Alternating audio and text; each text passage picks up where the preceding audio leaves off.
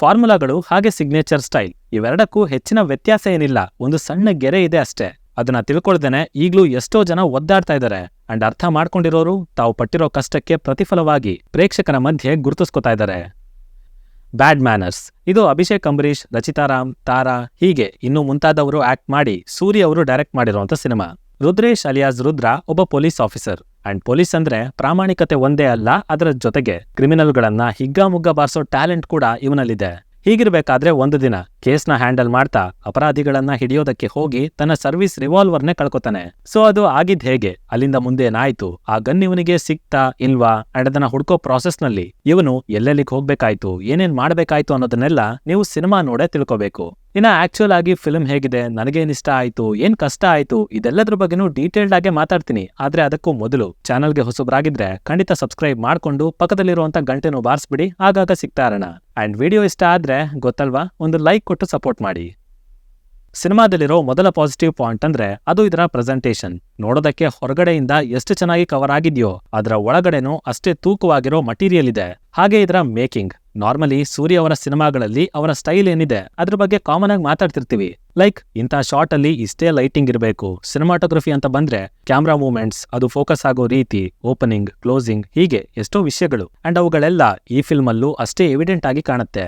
ಇನ್ನು ಅಭಿಷೇಕ್ ಅಂಬರೀಷ್ ಅವ್ರನ್ನ ಹ್ಯಾಂಡಲ್ ಮಾಡಿರೋ ರೀತಿ ಆಕ್ಚುಲಿ ಹಿಂದಿನ ಸಿನಿಮಾಗೆ ಹೋಲಿಕೆ ಮಾಡಿದ್ರೆ ಇಲ್ಲಿ ತುಂಬಾನೇ ಬೆಟರ್ ಅನಿಸ್ತಾರೆ, both as a character and as a hero. Specially ಅವ್ರನ್ನ ಗಮನದಲ್ಲಿಟ್ಕೊಂಡೆ ಇಲ್ಲಿ ಪ್ರತಿಯೊಂದು ಸೀಕ್ವೆನ್ಸ್ನೂ ರೆಡಿ ಮಾಡ್ಕೊಂಡಿದ್ದಾರೆ. ಹಾಗೆ ಅದರಲ್ಲಿ ಅವರ ಎಂಟ್ರಿ ಸಖತ್ತಾಗಿತ್ತು. ಅಂಡ್ ಬಂದವರೇ ಸ್ಕ್ರೀನ್ ನ ಡಾಮಿನೇಟ್ ಮಾಡ್ಬಿಟ್ಟಿದ್ದಾರೆ. ಅಲ್ಲ ಡೈರೆಕ್ಟರ್ ಅವರು ಅದನ್ನ ಮಾಡ್ಸಿದ್ದಾರೆ. ಎರಡನೇದಾಗಿ ನನಗಿಷ್ಟ ಆಗಿದ್ದು ಇದರ ಸ್ಕ್ರೀನ್ ಪ್ಲೇ. ಇನ್ಫ್ಯಾಕ್ಟ್ ಫಿಲ್ಮ್ ಶುರುವಾಗಿ ಆಲ್ಮೋಸ್ಟ್ ಇಂಟರ್ವಲ್ ಬರೋವರೆಗೂ ಇಲ್ಲಿ ನಡೀತಾ ಇರೋ ಕಥೆ ಬಗ್ಗೆ ಐಡಿಯಾನೇ ಇರೋದಿಲ್ಲ. ಈವನ್ ಸನ್ನಿವೇಶಗಳನ್ನ ಕೂಡ ಟಗರು ಫಿಲ್ಮ್ ರೀತಿ ಮಿಕ್ಸ್ಅಪ್ ಮಾಡಿದ್ದಾರೆ. ಬಟ್ ಸ್ಟಿಲ್ ಆ ಮೊದಲ ಭಾಗನ ಪ್ರತ್ಯೇಕವಾಗಿ ನೋಡಿದ್ರೆ ಒಂದಷ್ಟು ಡಿಫ್ರೆಂಟ್ ಆಗಿರೋ ಆಕ್ಷನ್ಸ್ ಇಟ್ಟಿದ್ದು ಇಷ್ಟ ಆಯ್ತು. ಅಂಡ್ ಸಣ್ಣ ಪುಟ್ಟದಾಗಿ ಇಟ್ಟಿರೋ ಎಸ್ಟಾಬ್ಲಿಷ್ಮೆಂಟ್ ಕೂಡ ಚೆನ್ನಾಗಿತ್ತು. ಇವೆಲ್ಲದರ ಹೊರತಾಗಿ ಕಂಟ್ರಿ ಪಿಸ್ತೂಲ್ ಬಗ್ಗೆ ಡಿಸ್ಕಸ್ ಮಾಡಿರೋ ಕೆಲವು ವಿಚಾರಗಳು ಸಿನಿಮಾ ಮೇಲಿರೋ ಇಂಟ್ರೆಸ್ಟ್ ಅನ್ನ ಹಿಡಿದಿಟ್ಕೊಳ್ಳುತ್ತೆ. ಹಾಗೆ ಸಂದರ್ಭಕ್ಕೆ ತಕ್ಕಂತೆ ಬಂದಿರೋ ಚರಣ್ ರಾಜ್ ಅವರ ಬ್ಯಾಕ್ಗ್ರೌಂಡ್ ಸ್ಕೋರಿಂಗ್ ಓವರ್ ಆಲ್ ತುಂಬಾ ಒಳ್ಳೆ ಎಫೆಕ್ಟ್ ಅನ್ನ ಪ್ರೊಡ್ಯೂಸ್ ಮಾಡಿದೆ ಅಂತಾನೆ ಹೇಳ್ತೀನಿ. ಇನ್ನು ಹಾಡುಗಳನ್ನ ತಗೊಂಡ್ರೆ ನೆನಪಲ್ಲಿ ಉಳಿಯೋ ತರ ಯಾವುದೂ ಇರ್ಲಿಲ್ಲ. ಬಟ್ ಆ ಸಾರಾಯಿ ಸಾಂಗ್ ಮಧ್ಯೆ ಬಂದಂತ fights, mix masala song placement proper ಆಗಿತ್ತು. ಹಾಗೆ ಗೋವರ್ಧನ ಗಡದಲ್ಲಿ ಅಭಿಷೇಕ್ ಅವರು ಕಾರ್ ಓಡಿಸುವಾಗ ಅಲ್ಲಿ ಬಂದಿರೋ ಟಾಪ್ ಆಂಗಲ್ ಶಾಟ್ಸ್ ರೆಗ್ಯುಲರ್ ಅಂತ ಅನ್ಸಿದ್ರು ವಿಜುವಲಿ ಅದು ಚೆನ್ನಾಗಿ ಕಾಣ್ತಿತ್ತು.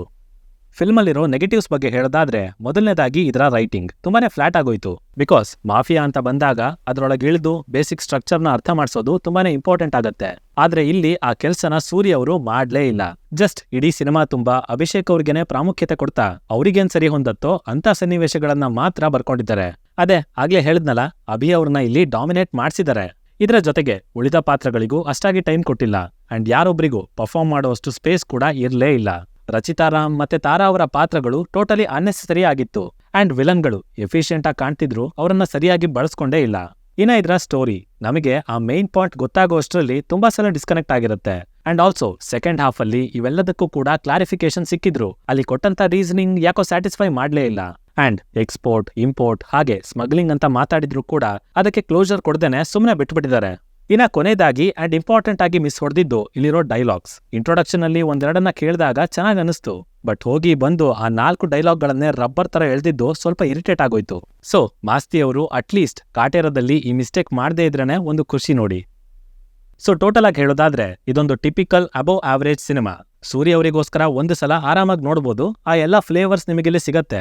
ಆದ್ರೆ ರೈಟಿಂಗ್ ಅಲ್ಲಾಗ್ಲಿ, ಕ್ಯಾರೆಕ್ಟರೈಸೇಷನ್ ಅಲ್ಲಾಗ್ಲಿ ಟಗರು ಫಿಲ್ಮ್ ತರ ಎಕ್ಸ್ಪೆಕ್ಟ್ ಮಾಡೋದಕ್ಕೆ ಹೋಗ್ಬೇಡಿ, ಖಂಡಿತ ಡಿಸಪಾಯಿಂಟ್ ಆಗ್ತೀರಾ.